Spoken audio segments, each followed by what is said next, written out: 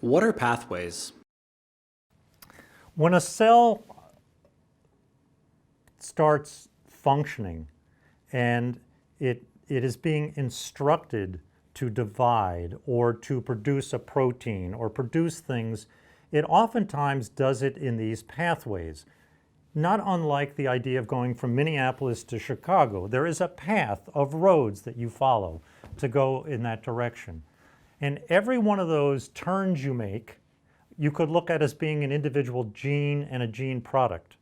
So let's imagine a cell that has a signal out on its surface and a growth hormone comes along and says, I'm going to activate this cell to grow. And what the cell will do is it will say, okay, I'm going to activate the RAS gene. That gene is going to activate other proteins. Those proteins are going to activate other proteins, and then all of those proteins are going to go in the nucleus and instruct the cell to generate all the machinery to divide and grow. One gene can't do that.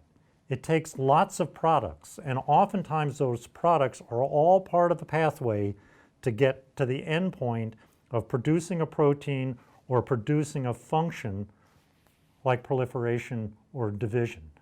You can imagine for a cell to grow and divide, lots of things have to happen.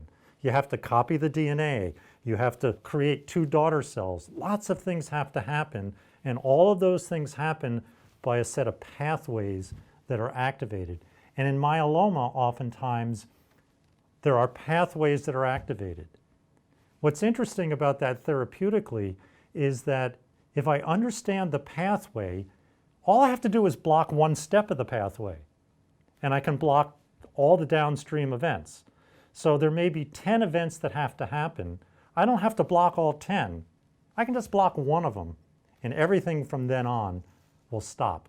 So a lot of the therapeutics now are directed at understanding key driver pathways that if I interfere with that pathway, I will stop the cell from dividing. There's a potential problem there. And that is, if I interfere with a pathway in a tumor cell, what do I do to interfere with pathways in normal cells? And that's where you get the toxic side effects. So sometimes the side effects of a therapy is, the good news is I'm killing the tumor cell. The bad news is I'm starting to kill normal cells too, causing some of the toxic side effects. So again, the research is saying, how do I target the critical pathways that will only impact the tumor cell without destroying normal cells?